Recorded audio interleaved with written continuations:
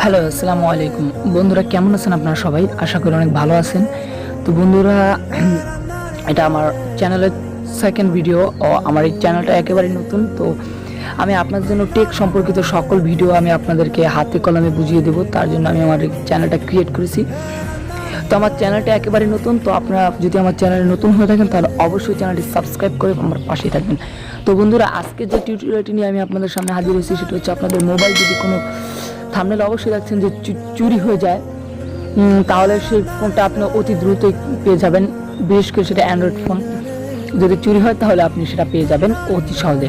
তো বন্ধুরা, তার জন্য আমি আপনাদেরকে ছোট্ট একটি ট্রিক্স দেখাবো। তো ট্রিক্সটি শুরু করার আগে আবারও বলতেছি, যদি আমাদের চ্যানেলে আপনি নতুন হয়ে থাকেন তাহলে অবশ্যই চ্যানেলটি সাবস্ক্রাইব করে রাখবেন, যেন পরবর্তীতে আমার কোনো ভিডিও আপলোড করার সাথে সাথে আপনার কাছে তার নোটিফিকেশন চলে যায়।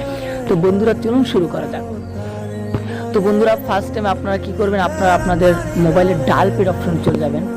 এই ডায়াল পেড অপশন চলে যাবেন, যাওয়ার পর আমি চলে গেলাম। তো যাওয়ার পর আপনি কি করবেন, এখানে টাইপ করবেন *#06#। এরকম একটা ইন্টারফেস চলে আসবে।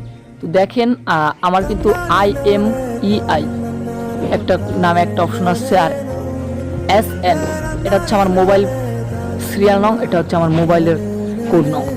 তো এই দুটো নং যদি আমি আমার মনে রাখি অথবা নোট করে রাখি, তাহলে কি হবে যে আমার মোবাইলটা যদি কখনো চুরি হয়ে যায় তাহলে কিন্তু পুলিশের কাছে যে আমরা যে ট্র্যাকারটা ট্র্যাক করতে বলি, সেই ট্র্যাকটা করার সময় আপনার ফোনের ভিতরে যদি সিমও নাও থাকে তাহলেও এই কোড নাম্বারটি আপনি যদি বলেন বা আপনি যদি মুখস্থ রাখেন বা কোনো জায়গায় নোট করে রাখেন, তাহলেও কিন্তু আপনি পেতে পারেন আপনার কাঙ্ক্ষিত সাহায্যটি। তো বন্ধুরা, আজকের ভিডিওটি এই সিম্পল।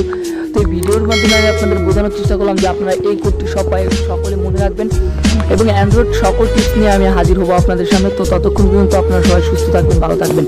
আর শেষে আর একটা কথা বলতেছি, যদি কেউ আমার ভিডিওটি ভালো লাগে তাহলে একটা লাইক করে দিবেন, আর চ্যানেল নতুন হয়ে থাকলে অবশ্যই সাবস্ক্রাইব করে দিবেন। তো বন্ধুরা, ভালো থাকবেন, সুস্থ থাকবেন। আল্লাহ হাফেজ। দেখা হচ্ছে নতুন কোনো এপিসোডে।